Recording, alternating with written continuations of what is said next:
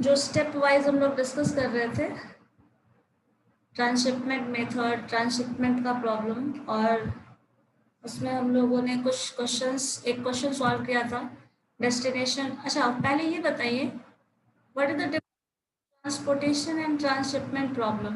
तो बता सकते हो any one of you? Transportation and transshipment में थोड़ा डिफरेंस क्या है, बेसिक डिफरेंस? ट्रांसपोर्ट में सोर्स टू डेस्टिनेशन होता है, सोर्स टू उसके बाद ट्रांसफर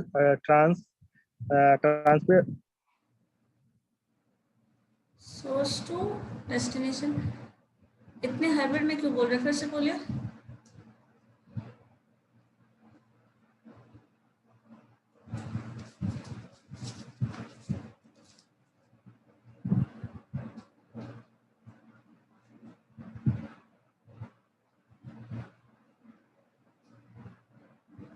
रोल नंबर 24, बताइए क्या बोल रहे थे।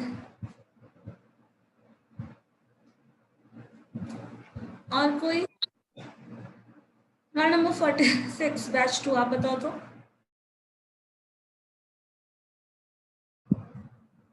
मैम इसमें ट्रांसशिपमेंट प्रॉब्लम में मैम वेयर हाउस होता है, बट वो ट्रांसपोर्टेशन प्रॉब्लम में वेयर हाउस नहीं होता कोई। ट्रांसपोर्टेशन वाला एग्जांपल याद है, देखना तो जाके अब पीडीएफ में, वेयर हाउस उसमें भी लिखा हुआ होगा। मैम ट्रांसपोर्टेशन में सोर्स टू डेस्टिनेशन होता है, लेकिन यहाँ ट्रांसशिपमेंट में सोर्स टू डिफरेंट सोर्स भी होता है और डेस्टिनेशन भी होता है। तो डिफरेंट डेस्टिनेशन भी होता है, इसलिए इसको ट्रांसशिपमेंट प्रॉब्लम बोलते हैं। और इसमें एक क्वेश्चन हम लोग लास्ट डे डिस्कस कर रहे थे, जिसमें source to source, destination to destination एक कॉम्बिनेशन बनाया था मैट्रिक्स हम लोगों ने, जो कि था शायद, एक मिनट चुपचाप,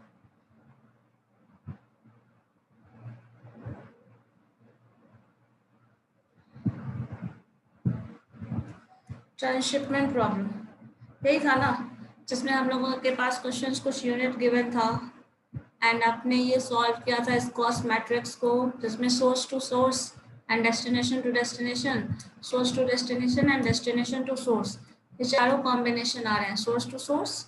ये मूवमेंट S1 to S1 जो होगा that is source to source. Next आ जाओ source to destination D1 and D2, destination to source D1 यहाँ है, सोर्स ये है, एंड डेस्टिनेशन टू डेस्टिनेशन ये भी कॉम्बिनेशन बनेगा। ध्यान से देखिएगा, सोर्स S1 S2 S4 ये सोर्सेज है, ये सोर्सेज है, सोर्स टू सोर्स। ये जो फर्स्ट पार्ट शो कर रहा है जहाँ मेरा कर्सर है, ये देखो, ये सोर्स टू सोर्स के शिपमेंट को शो कर रहा है। नेक्स्ट पोर्शन यहाँ जो हम देख रहे हैं, सोर्स टू डेस्टिनेशन को शो कर रहा है। यहाँ आ जाइए, डेस्टिनेशन टू सोर्स को शो कर रहा है एंड डेस्टिनेशन टू डेस्टिनेशन को शो कर रहा है। ठीक है, तो इसको क्वेश्चन को सॉल्व करने के लिए हम लोगों ने देखा था, सबसे पहला स्टेप होता था वेदर दैट मैट्रिक्स जो भी डिमांड एंड सप्लाई, वो प्रॉब्लम जो है बैलेंस है या नहीं। तो पहला स्टेप होता है बैलेंस्ड है या नहीं, उसमें हम लोगों ने सारा सप्लाई सारा डिमांड कंपेयर कर लिया, अगर दोनों इक्वल है then that means they are balanced. दूसरे केस में क्या करना था, दूसरे स्टेप में जो सप्लाई है या फिर जो डिमांड है दोनों एक ही है, बैलेंस्ड है, तो ऑब्वियस है दोनों इक्वल होगा। तो आपको क्या करना है, उसे ऐड करना है to every column and every row. उसके बाद third step Vogel's approximation method से उस ट्रांसपोर्टेशन प्रॉब्लम को सॉल्व करना है। ये करने के लिए मैंने आप लोगों को कहा था, किया है किसी ने ट्राई किया हो थोड़ा बहुत, जो कुछ भी एटलीस्ट अटेम्प्ट लिए हैं या नहीं, ये बताइए। नहीं, किसी ने भी नहीं लिया? सेम क्वेश्चन मिल गया था मैम यूट्यूब पर, आंसर मिल गया तो आंसर बस सॉल्व कर लिए, वोगल्स अप्रोक्सीमेशन मेथड से सॉल्व नहीं किए।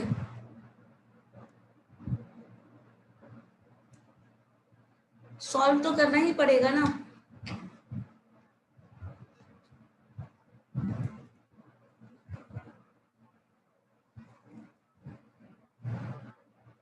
बहुत लंबा प्रोसेस है। प्रोसेस लंबा तो थोड़ा बहुत स्टेप ज्यादा हो जा रहा है, सिर्फ इसलिए स्टेप ज्यादा हो जा रहा है क्योंकि देखिए ये जो कॉम्बिनेशन है ना 0 0 वाला, ये टर्म इंक्रीज हो जा रहा है। ये टर्म अगर इंक्रीज नहीं होता ना तो फिर आपको ऐसा कुछ नहीं मिलता। और ये 0 टर्म है, यहाँ पे कुछ कॉस्ट असाइनमेंट एलोकेशन करोगे भी आप तो वो 0 से मल्टीप्लाई होके वैनिश हो जाने वाला है। सिर्फ यहाँ पे जो पेनल्टीज कॉलम आप वोगल्स अप्रोक्सीमेशन मेथड में अगर सॉल्व करते हो तो उसमें penalty row wise penalty column wise penalty solve करना होगा। अब अगर वो सॉल्व करना होगा तो हमें पेनल्टीज का स्टेप जो है वो इंक्रीज करना पड़ेगा। बस ये इंक्रीमेंट है। सॉल्यूशन जो आएगा वो बहुत स्मॉल सा ही आएगा जैसा उसमें आता था।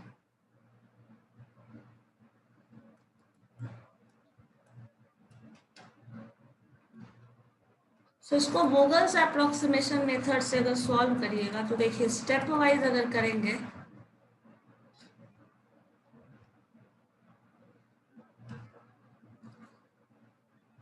जितने भी सोर्सेज है, डेस्टिनेशन, सप्लाई, डिमांड, वो लिख लो। ध्यान से देखना, विजिबल है तो बताना नहीं है ये। अब यहाँ पे क्या करना है, सबसे पहला penalty row wise column wise calculate करेंगे। जो टर्म्स था हमारे पास वो सारा लिख लेंगे। वोगल्स अप्रोक्सीमेशन मेथड में पेनल्टीज कौन सा पेनल्टी लेते हैं, हाईएस्ट या लोएस्ट? हाईएस्ट। हाईएस्ट पेनल्टी रो और कॉलम में कौन सा है, चेक करो तो। ये फर्स्ट पेनल्टी है, दैट P1 फर्स्ट पेनल्टी, ये आपका रो वाइज, ये कॉलम वाइज। हाईएस्ट चेक करिए कौन सा है, 4 5 7 6 10 4। इधर आ जाइए 10 4 6 5 4 6। कौन सा हाईएस्ट है? हाईएस्ट 10 है मैक्सिमम। Yes ma'am. तो मैक्सिमम पेनल्टी की होगी, हम असाइनमेंट वहाँ करेंगे। अब ये असाइनमेंट किसके बेसिस पे किया जाता है, जिसका भी यहाँ पे वैल्यू जो होगा वो मिनिमम होगा। मिनिमम कॉस्ट कौन सा है, देखो 10 20 this is 29 15 10 and 0 minimum cost. और फर्स्ट स्टेप में हर केस में जाना, मैक्सिमम पेनल्टी कहीं भी कुछ भी होगी तो सबसे पहला असाइनमेंट आपका हर रो और कॉलम में होगा। जो बहुत नोटिस करने वाली चीज है, सबसे पहला असाइनमेंट जो होता है 0 वाले कॉलम में सब में होगा। और यही जो टर्म है आपका स्टेप्स को इंक्रीज कर दे रहा है। अगर स्टेप इंक्रीज हो रहा है, बहुत ज्यादा लेंथी क्वेश्चन लग रहा है, वो सिर्फ और सिर्फ इस वजह से क्योंकि हर केस में देखिएगा आप आइदर ये रो लो ये कॉलम लो, एक 0 असाइनमेंट हमेशा अवेलेबल है। सेकंड में आ जाओ, इस रो में आ जाओ, इस रो में इस कॉलम में आ जाइए, सेकंड रो में आइए, एक 0 टर्म हमेशा इन्वॉल्व है। थर्ड रो में आइए, थर्ड कॉलम थर्ड रो, एक 0 टर्म हमेशा इन्वॉल्व है। नेक्स्ट में आ जाओ, यहाँ भी 0 इन्वॉल्व है, नेक्स्ट में आओ, एक 0 इन्वॉल्व है। अब चूंकि हर में एक एलिमेंट रो और कॉलम वाइज अब जा रहे हैं और चूंकि ये डायगोनल एलिमेंट्स हैं तो हर रो और कॉलम में 0 प्रेजेंट होगा। तो आपका देखो जितना भी टर्म्स है, दैट मीन्स 1 2 3 4 5 एंड 6, ये 6 स्टेप सिर्फ इस 0 को कवर करने में कहीं ना कहीं चला जाएगा। 6 स्टेप, तब आपको इतने ज्यादा पेनल्टीज कैलकुलेट करने की जरूरत पड़ रही है, नहीं तो नहीं पड़ती। क्योंकि आपके पास 6 0 है और ये रो और कॉलम डायगोनल एलिमेंट है। तो आप ये चीज देख लेना, डायगोनल एलिमेंट है तो ये पूरे रो और पूरे कॉलम में सिंगल होगा 0 जहां पे, और ये वर्टिकल ऑर्थोगोनल होगा। मींस देखना इसके अपर पोर्शन में कहीं 0 नहीं, लोअर पोर्शन में भी 0 नहीं होगा, सिर्फ यहाँ 0 होगा। Right hand side left hand side कहीं भी 0 नहीं होगा। डायगोनल होने से ये प्रॉपर्टी अपने आप आ जाती है। तो जितना भी ये 0 टर्म है वो 6 स्टेप्स को इंक्रीज कर दे रहा है। हालांकि इसका इम्पैक्ट कहीं नहीं आने वाला, कैलकुलेशन करोगे तो 0 से 800 को मल्टीप्लाई कर रहे हो, 0 से 700 को मल्टीप्लाई कर रहे हो, तो अल्टीमेटली वो 0 आने वाला है। उसका इम्पैक्ट आपके ट्रांसशिपमेंट पे नहीं पड़ने वाला, क्योंकि वो मूवमेंट, ये एलोकेशन आप कर भी रहे हैं तो बस मैथमेटिकली सॉल्व करने के लिए कर रहे हैं, इसका कहीं यूज नहीं है। Source third to third source आप ये कभी एलोकेशन करोगे, ये मूवमेंट होगा, थर्ड सोर्स से थर्ड सोर्स पे भेज रहे हैं, दैट मीन्स कॉस्ट क्या होगा, ट्रांसपोर्टेशन 0। तो इसका जो अगर एप्लीकेशन देखें तो ये कभी पॉसिबल ही नहीं है, प्रैक्टिकली ये कभी होगा ही नहीं। लेकिन क्वेश्चन को सॉल्व करने में, ये स्टेप्स को इंक्रीज करने में इसका सारा रोल है। अदरवाइज ये सॉल्यूशन करने में बहुत मुश्किल नहीं है, लेकिन जब कैलकुलेशन करने बैठिएगा तो ये ज्यादा एक लेंथी स्टेप बनाएगा। तो इस केस में अगर क्वेश्चन सॉल्व करने मिल जाता है तो आपको इतना लंबा चौड़ा penalty, row column, row penalty और कॉलम पेनल्टी बनाना पड़ेगा। ठीक है, इस वजह से ये लेंथी लग रहा है। क्वेश्चन वही है, सॉल्यूशन का तरीका वही है, समझ लो ना। इस जीरो को एलोकेट करने में 6 पेनल्टी ऐसे ही चली गई। टोटल कितने पेनल्टी आपने किया है? 10 पेनल्टीज कैलकुलेट किया है हम लोगों ने। देखो यहाँ पे 10 पेनल्टीज है और इन 10 पेनल्टीज में 6 सिर्फ इस जीरो का एलोकेशन है। तो आपने किया एक्चुअली कितना है? सिर्फ और सिर्फ 4, जो प्रैक्टिकली यूजफुल है। बाकी का सारा मैथमेटिकल प्रोसेस है, वैम मेथड से सॉल्व कर रहे हैं। वैम मेथड के अकॉर्डिंग सॉल्व करने का तरीका ये है, इसलिए इतना लंबा चौड़ा हम लोग कर रहे हैं। ठीक है, समझ रहे हो उस चीज को? सिर्फ स्टेप्स बढ़ रहा है, लेंदी नहीं है बहुत। और जब आप फाइनल कंक्लूजन करेंगे तो इसमें इसका कोई रोल भी नहीं है। अब देखो, इस जितने एलोकेशन आपने किए, टोटल कितना एलोकेशन है? 1 2 3 4 5 6 7 8 9 10 11। ये सारे एलोकेशन का एक ग्राफ अलग से मैट्रिक्स बना लो। वो सारे मैट्रिक्स का अब अरेंजमेंट हम करेंगे। ट्रांसशिपमेंट में कैसे कैसे शिपमेंट कर रहे हो वो शो करना है। तो शिपमेंट का जो तरीका है वो आपका हो जाएगा ये।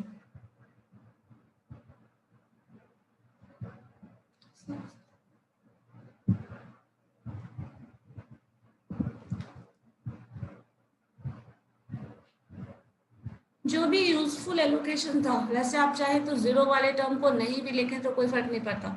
ये एलोकेशन प्रॉब्लम जब आ गया मैट्रिक्स सॉल्व करके फाइनल, तो इसमें जीरो वाले सारे टर्म को नेग्लेक्ट कर दो, कोई दिक्कत नहीं है। आपको सिर्फ इसका ग्राफ बनाना है, जो रेस्ट ऑफ द पोर्शन बचेगा। जीरो वाला टर्म का ग्राफ नहीं बनाना, क्योंकि वो हम करने ही नहीं वाले। तो अल्टीमेटली इसी चीज को ग्राफिकली शो करना है। आपका जो टर्म आ जाएगा दैट इज, देखो, सोर्स, सारे सोर्सेस को लिख दो, सारे डेस्टिनेशन को लिख दो। सोर्स 1 टू सोर्स 2 जो कॉस्ट आ रहा है, जो यूनिट आप सप्लाई करने वाले हैं, नॉट कॉस्ट, जो यूनिट सप्लाई करने वाले हैं, दैट इज 100। सो यहाँ पे बस शो कर दिया गया है that we are supplying 100 unit from source 1 to source 2। Second है नेक्स्ट एलोकेशन, जीरो वाले टर्म को इग्नोर करके नेक्स्ट देखिए। यहाँ पे 300, सोर्स 2 टू डेस्टिनेशन 1 300 एलोकेशन है। सो 300 यूनिट्स को आपको सेंड करना है, ट्रांसशिपमेंट के थ्रू शिप करना है to first destination. Next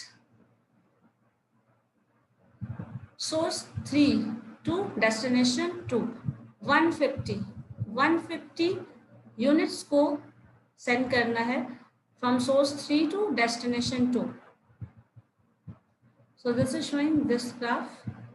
third इसी तरह लास्ट देखिए S4 का शिपमेंट आपको करना है 350 टू लास्ट डेस्टिनेशन, मतलब D2। सो ये 350 यूनिट्स सोर्स 4 टू डेस्टिनेशन 2 हो जाएगा। And last destination 1 to destination 2, ये 50 यूनिट्स को आपको डेस्टिनेशन 2 टू डेस्टिनेशन 1 फॉरवर्ड करना है, मतलब वो शिप करना है। And that is here.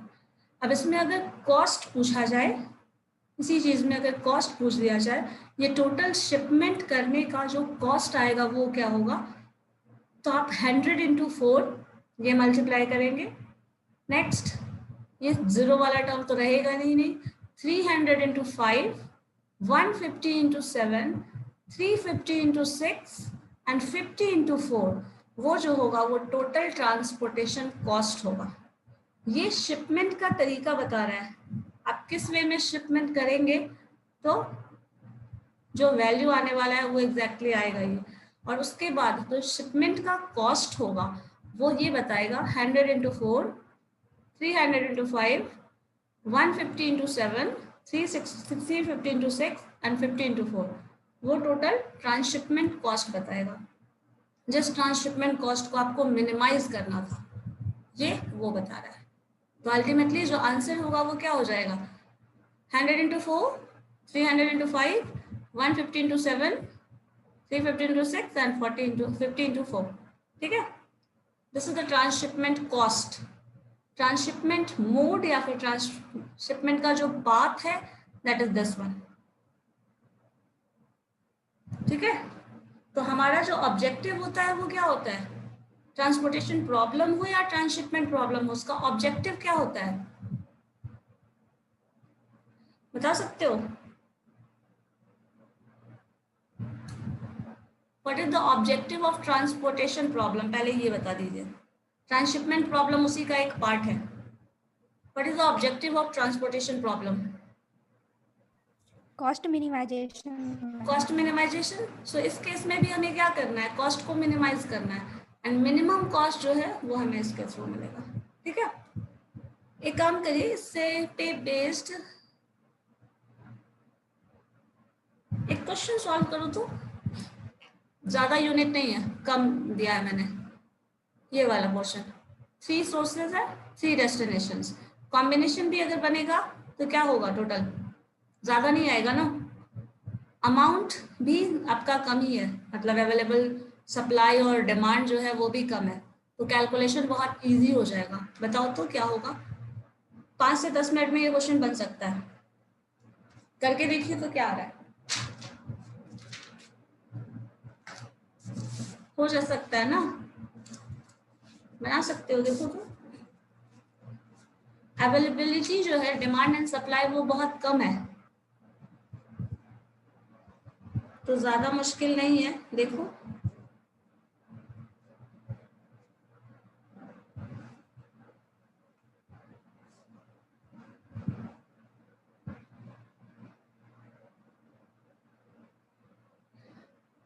या अगर सेकंड क्वेश्चन ज्यादा इजी लग रहा है, नंबर कम दिख रहा है कॉस्ट मैट्रिक्स का, तो आप वो भी कर सकते हो। सेकंड वाला ही करो, ज्यादा इजी पड़ेगा, maybe calculation cost minimisation हो जाएगा, यहाँ पे ज्यादा कैलकुलेटिव नहीं होगा। देखिए सेकंड वाला ही कर लीजिए।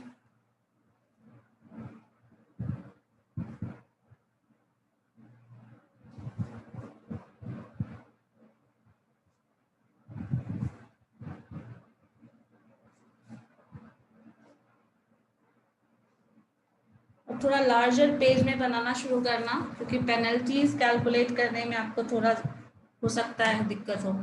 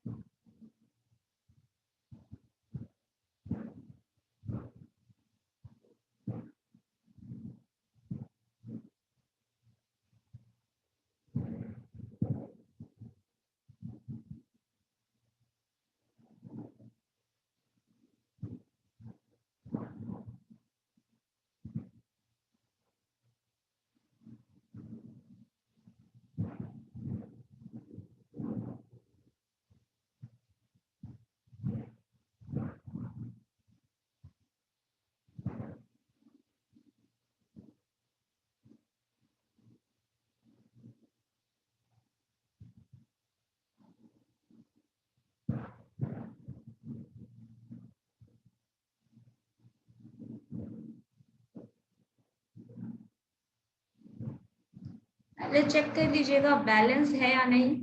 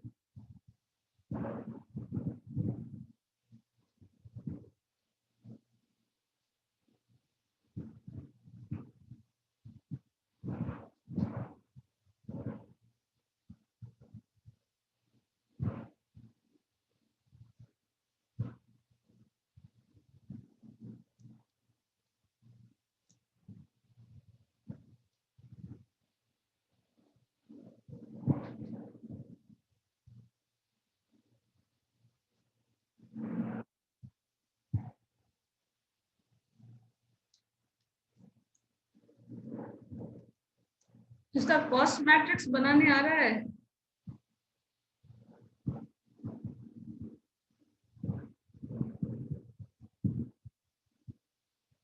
कॉस्ट मैट्रिक्स कैसे बनेगा?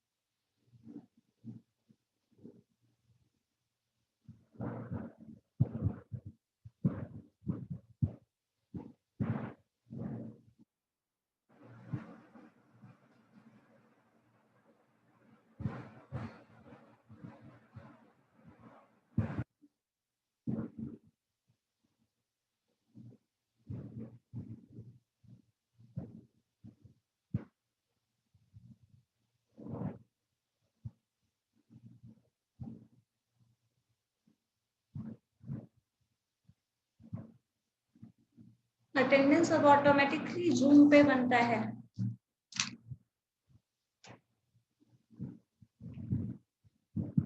कितने लोगों ने कितने ड्यूरेशन का क्लास किया है वो जूम पे बन जाएगा ऑटोमेटिकली।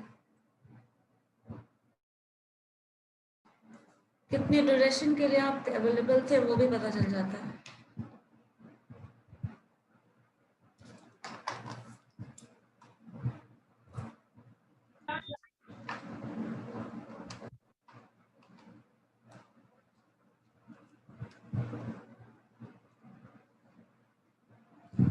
इसका कॉस्ट मैट्रिक्स बना लूंगी या नहीं ये बताओ पहले।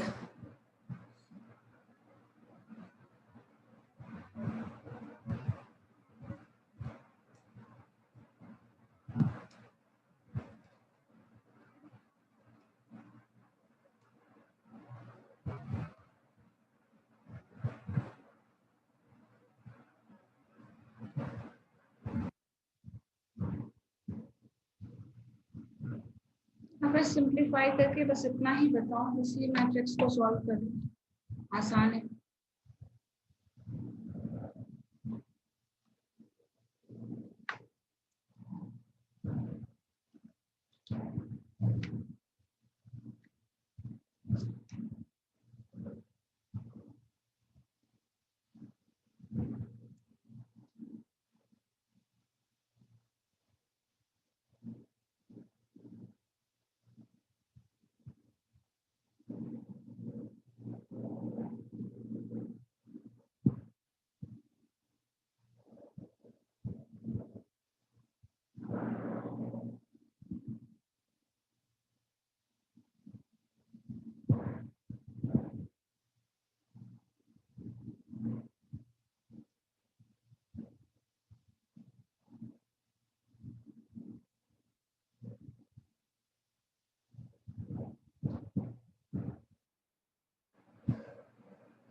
ट्रांसपोर्टेशन प्रॉब्लम इक्वल हो सकता है दोनों।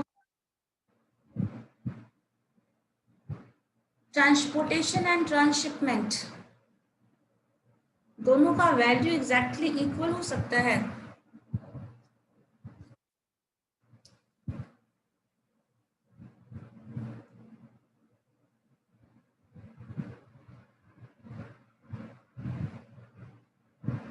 बताओ हाँ या ना।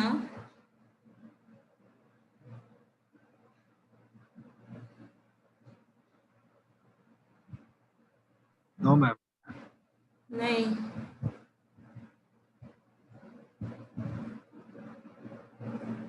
देखिए चीज नोट कर लीजिए, ट्रांसशिपमेंट और ट्रांसपोर्टेशन प्रॉब्लम, असाइनमेंट प्रॉब्लम, जितने भी प्रॉब्लम्स पढ़े हो अब तक, ट्रांसशिपमेंट, ट्रांसपोर्टेशन एंड असाइनमेंट, यही पढ़ा है ना।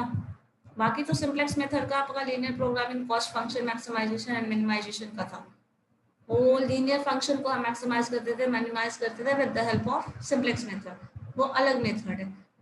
जो भी आप पढ़ रहे हो, ट्रांसपोर्टेशन, ट्रांसशिपमेंट या फिर असाइनमेंट प्रॉब्लम, तीनों एक दूसरे का पर्टिकुलर केस है। ट्रांसपोर्टेशन प्रॉब्लम एक ओवरऑल सेट है, यूनिवर्सल सेट है, जिसका पर्टिकुलर पार्ट ट्रांसशिपमेंट है और उसी का पर्टिकुलर पार्ट असाइनमेंट है। जैसे देखिए, एक चीज कंफ्यूज मत होइएगा, जब ट्रांसपोर्टेशन कॉस्ट आप यूज करते हैं, ट्रांसपोर्टेशन मैट्रिक्स, हर जगह वही cost matrix C11, C12, C13 ऐसा कुछ टर्म आता था, C14। Similarly C21, C22, C23,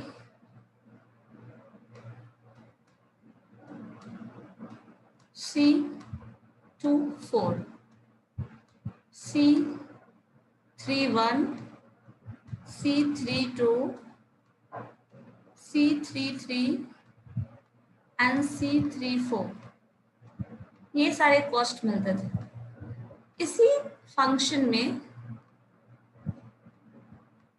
इसी कॉस्ट फंक्शन में अगर रो और कॉलम इक्वल हो जाए तो ट्रांसपोर्टेशन प्रॉब्लम जो है वो कन्वर्ट हो जाता है असाइनमेंट में,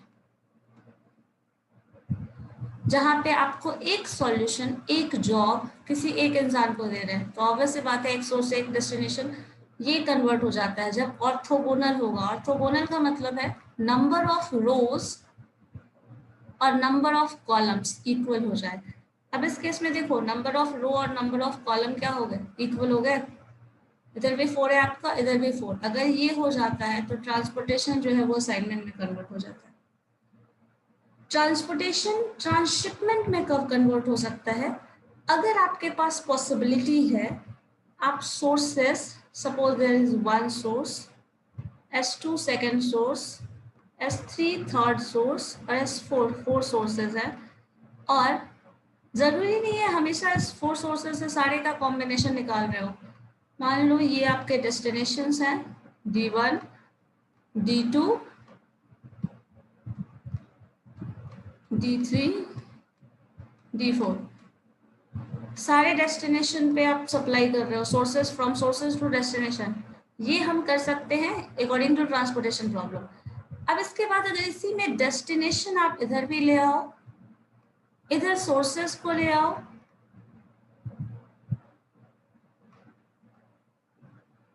सारा sources S1, S2, S3, S4, ये पॉसिबिलिटीज बता रहा है। ऐसा नहीं है कि हमेशा सोर्स 1 टू सोर्स 2 आप ट्रांसशिपमेंट करने वाले हैं। सोर्स टू सोर्स ट्रांसशिपमेंट वो एक पॉसिबिलिटी है, वो भी आपके पास एक ऑप्शन है कि आप कर सकते हो, और उसको ग्राफिकली शो करना ट्रांसशिपमेंट होता है।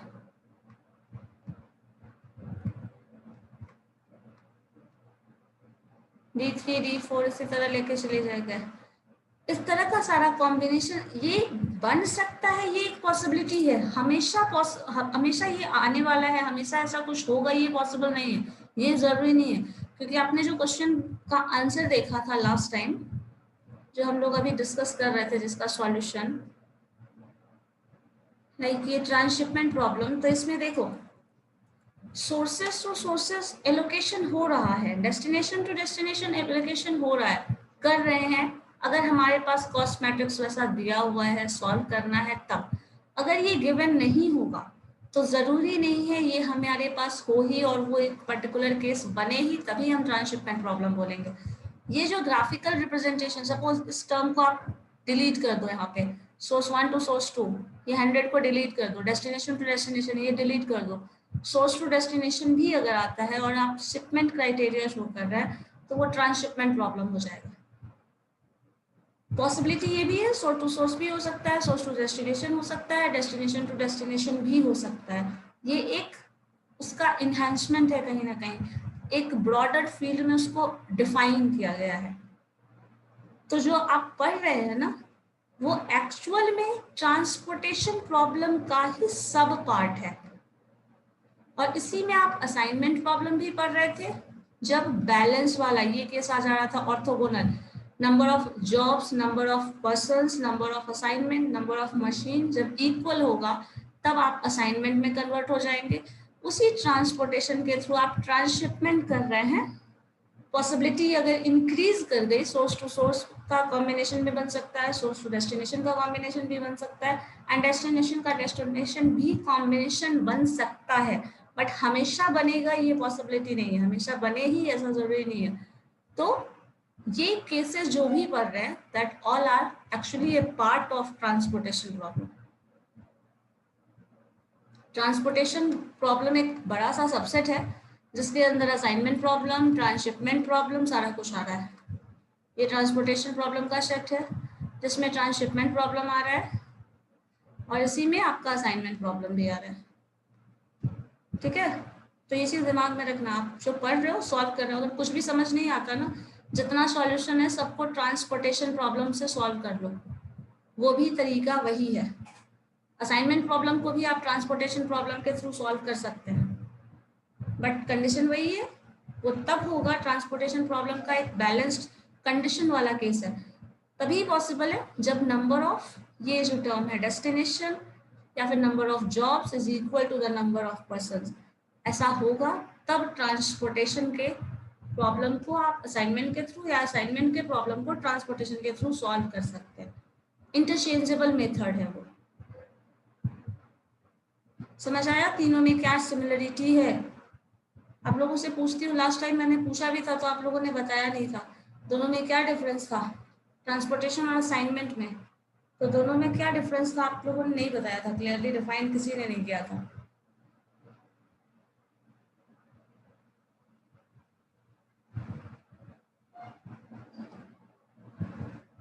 समझ गए कि तीनों के केसेस क्या हैं या नहीं? अभी भी कुछ नहीं पल्ले पड़ा, बताओ।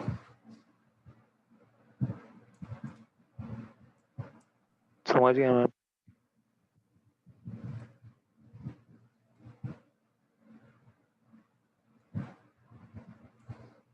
चलिए इसका सॉल्यूशन मिला कुछ?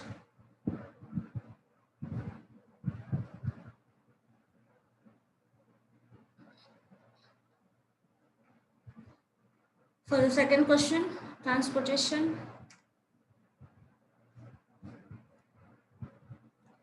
इसको ट्रांसपोर्टेशन प्रॉब्लम है, इसको ट्रांसशिपमेंट प्रॉब्लम की तरफ, जो सोर्स टू डेस्टिनेशन जो शिपमेंट होगा उसका ग्राफ मुझे बस बता दो।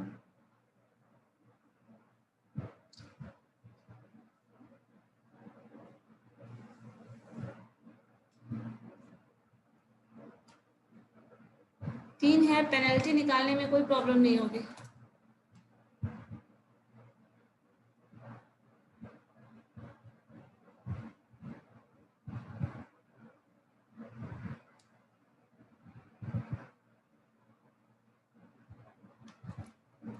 बन जाएगा या बना दो, बताओ। बना दी। नहीं बनेगा तो पहले बता दो ना, आराम से वेट करते रहते हो पूछने के लिए। देखो क्वेश्चन हमारे पास क्या था, कॉस्ट मैट्रिक्स ABC 1 2 3। यहाँ पे कॉस्ट मैट्रिक्स ऑलरेडी दिया हुआ है तो आपको कुछ करना नहीं है, कोई एक्स्ट्रा इन्फॉर्मेशन नहीं है। अगर इन्फॉर्मेशन होता तो हम वो इम्प्लीमेंट करते, बट यहाँ कोई एक्स्ट्रा इन्फॉर्मेशन नहीं है।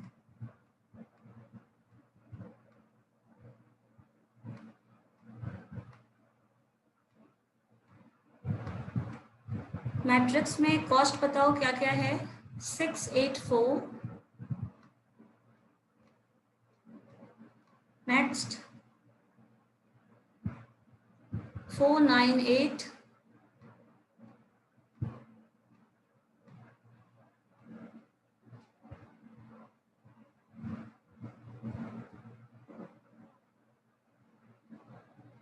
1, 2 and 6.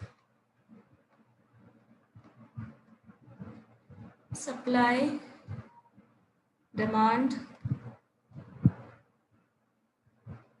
sources S1, सिर्फ 1, 2, 3 हम लिख देते हैं. These are the sources, इसलिए ये सप्लाई होगा. These are the destination, इसलिए ये डिमांड होगा. So 14, 12 and 5, 14, 12 and 5, ये जो है सप्लाई शो कर रहा है.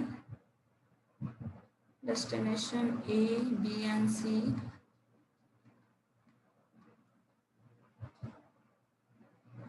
This is 6, 10 and 15.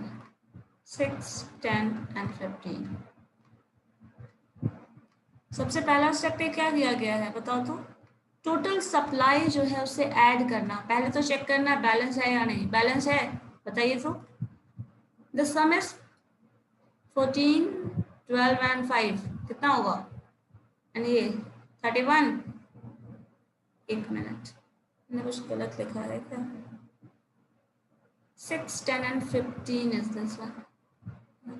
So 31 balanced है. अब बैलेंस है तो क्या करते हैं, टोटल जो सप्लाई है उसको हम ऐड करते हैं सारे कॉलम में. वैसे ऐड करेंगे भी तो यहाँ पे कोई चेंज नहीं आने वाला. जीरो वाला टर्म है नहीं, जरूरत नहीं है. सिंपली इसको ट्रांसपोर्टेशन प्रॉब्लम की तरह सॉल्व कर सकते हो. ट्रांसपोर्टेशन प्रॉब्लम की तरह जब सॉल्व करोगे तो क्या रिजल्ट आ जाएगा. सिंपली हमें मिनिमम पेनल्टी देखना है, रैम मेथड से सॉल्व करना है, या फिर आप दोनों करके देखना रिजल्ट क्या आता है. या तो हम इस 31 को सब में ऐड करें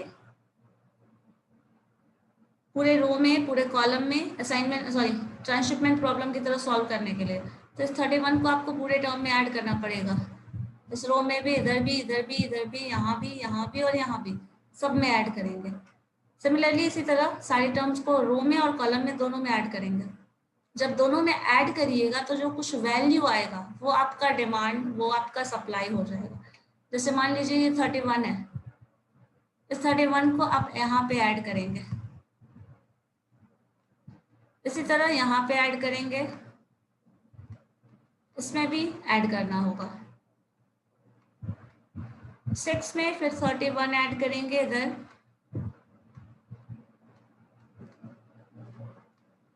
यहाँ भी 10 है प्लस 31.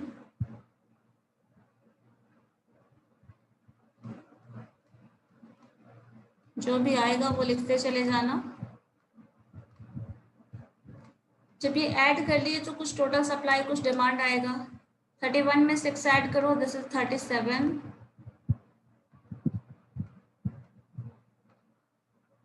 This is 37. देखिए यहाँ पे सारा वैल्यू क्या आ रहा है, इसमें ऐड करो 31. सॉरी 10 में 31 है ना, सॉरी 41 हो जाएगा.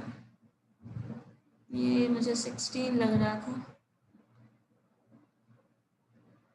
This is 30 not 30, 41. This is 41. फिर 15 प्लस 31 46 46. फिर यहाँ आ जाओ, इस टर्म में ऐड करोगे तो ये वही हो जाएगा 36.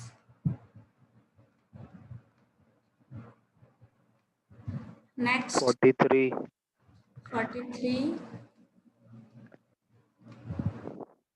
नेक्स्ट हो जाएगा 30, 45.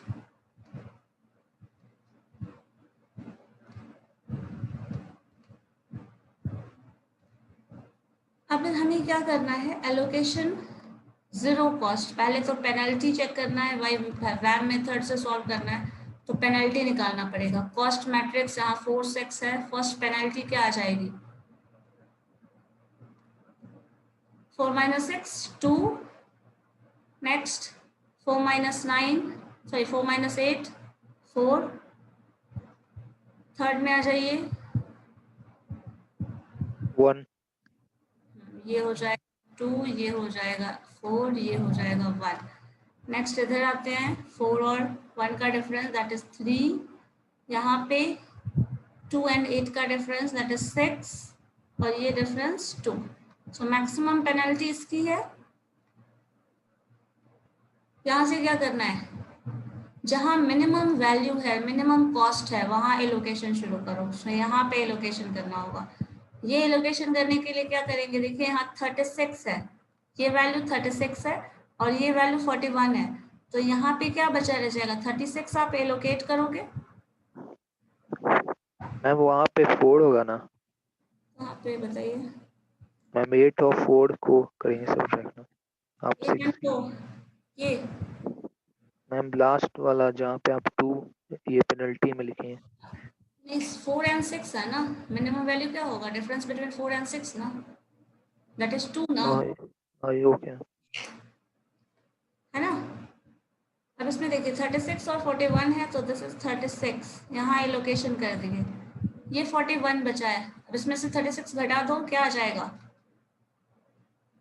5, 4 क्या आएगा बताओ, 36 घट गया है, 36 का डिमांड फुलफिल हो चुका है, क्या होगा 5 मैम। 5।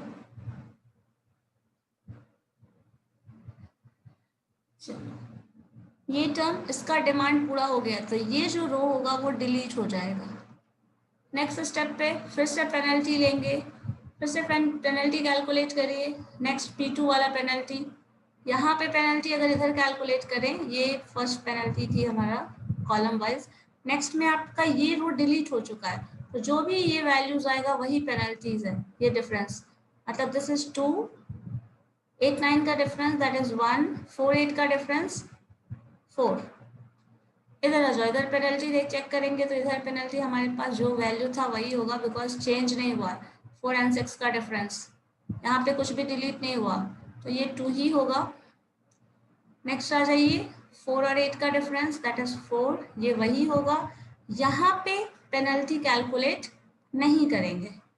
अब इसमें से कौन सा हाईएस्ट है, यहाँ पे 2 वैल्यू है जो हाईएस्ट है, ये 4 भी है और ये भी 4 है।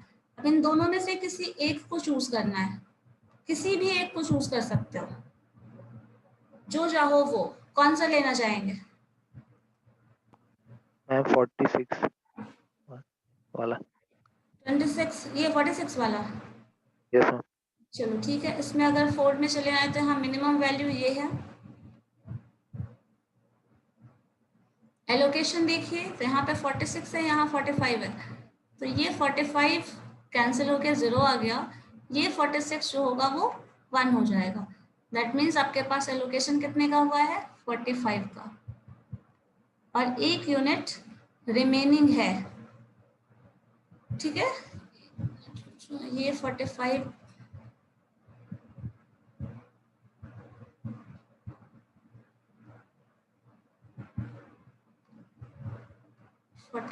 है, ये 0 एंड दिस इज 1। अब 1 एलोकेशन है, तो यहाँ हम लोग जो सॉल्यूशन है उसके हिसाब से हम यहाँ एक एलोकेट कर सकते हैं, लेकिन बाय मेथड अगर करेंगे तो ये एलोकेशन अभी नहीं होगा। नेक्स्ट स्टेप पे आइए, क्या हो जाएगा, जो रेस्ट है इसका डिमांड फुलफिल हो चुका है, ये डिमांड फुलफिल हो चुका है, ये पूरा डिलीट हो जाएगा। जो बचा है वो तो सेकंड, यहाँ पे फर्स्ट रो में पेनल्टी कैलकुलेट नहीं होगी, सेकंड रो में पेनल्टी कैलकुलेट होगी, दैट इज 4, जो था लास्ट टाइम वही बचा हुआ है। इधर आ जाओ, ये जो है डिफरेंस, कैलकुलेशन डिफरेंस होगा नहीं है ना, तो एग्जैक्टली जो टर्म है वही रह जाएगा, 4 9 8। 8। सो अब आपके पास मैक्सिमम वैल्यू क्या है, 8।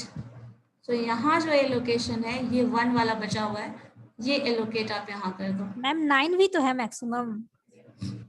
हाँ अच्छा, ये 9 है, एक मिनट, तो पहले उसी को कर लेंगे, दिस इज मैक्सिमम, तो पहले हम इसे एलोकेट कर लेंगे।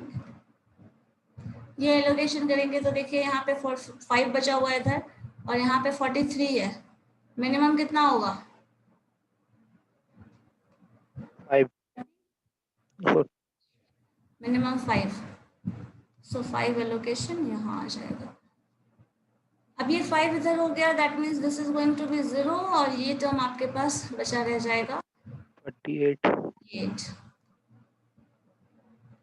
ठीक है, अब 38 जो आपके पास ये फुलफिल हो चुका है तो ये हटा दो, डिलीट हो जाएगा। जो बचा है उसका डिफरेंस, तो ये आपके पास बचा रह जाता है, ये डिफरेंस क्या हो जाएगा 4। यहाँ रिमेनिंग है पेनल्टी, और अगर इधर पेनल्टी चेक करें तो ये 4 और 8, तो ये बचा रह जाएगा 8 इधर आ जाएगा।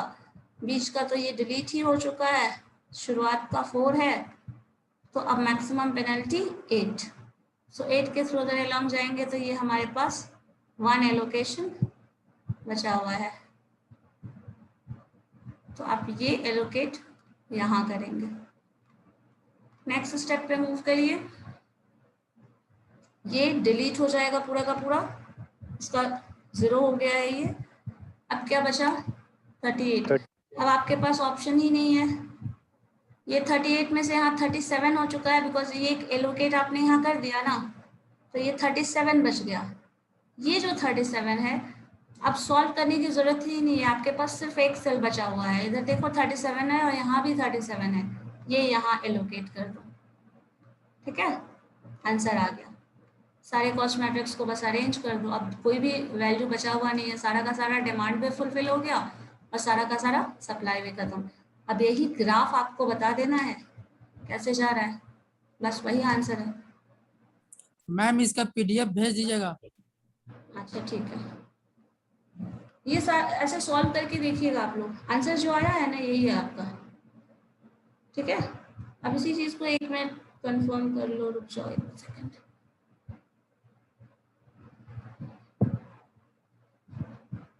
अब इसी चीज को ग्राफिकली अगर देखें तो क्वेश्चन हमारे पास ये था ना, ये क्वेश्चन जो भी है फ्रॉम सोर्सेज 1 2 3, जो ग्राफ है आपको कैसे बनाना है, जो ग्राफ ड्रॉ करना है, अभी जस्ट हम लोगों ने जो किया था ट्रांसशिपमेंट वाले प्रॉब्लम में, वैसे बस ग्राफिकली इस चीज को शो कर देना है।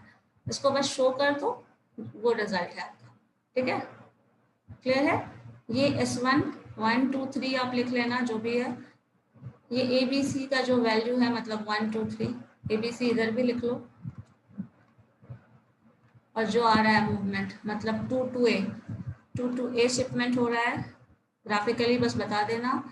नेक्स्ट है 2 to B and 2 to C, unit भी लिख लीजिएगा, 37 यूनिट यहाँ पे शिपमेंट हो रहा है। 2 to B शिपमेंट हो रहा है, वो 5 यूनिट है, एंड 2 to C शिपमेंट हो रहा है, वो 1 यूनिट है। इसी तरह 3 to B ये भी शो कर देना, थोड़ा ज्यादा वो हो गया है बट देख लीजिए। इसी तरह 3 to और बाकी कोई कॉम्बिनेशन 1 to C है, C वाला ये शो कर देना। बोलिए क्या बोल रहे हैं, 45 यूनिट, इस तरह बस शो कर देना है ग्राफिकली। ठीक है, चलो ठीक है, आप लोग कर दे, क्वेश्चन भी मैं भेज दे रही हूँ, आप क्वेश्चंस भी सॉल्व कर लेना, और कुछ क्वेरी हो तो पूछ लेना। क्वेश्चन सॉल्व करके लेकिन देखना, बिना सॉल्व किए मत रहो, अदरवाइज फिर बाद में सारा कुछ एक जगह मिक्सअप हो जाएगा, फिर कुछ समझ नहीं आने वाला। मैम इसमें लास्ट में सिर्फ ग्राफ ही शो करना होता है? ग्राफ शो करेंगे तो शिपमेंट शो करेंगे, और शिपमेंट कॉस्ट शो करेंगे तो वही चीज मल्टीप्लाई करके शिपमेंट कॉस्ट भी शो कर देंगे, दोनों चीज कर दो। मैम इसका पीडीएफ भेज दीजिएगा। ठीक है, ये जो अभी बताया व्हाइट बोर्ड पे उसका पीडीएफ नहीं है, वो सॉल्व करके मैंने बताया। नहीं, वो पहले वाला जो आप बता रहे थे ना एग्जाम पर। ठीक है, वो हम अभी ही भेज देना। ठीक है, चलो फिर, लेकिन क्वेश्चन सॉल्व करके देखिएगा, ठीक है, अदरवाइज दिक्कत होगी।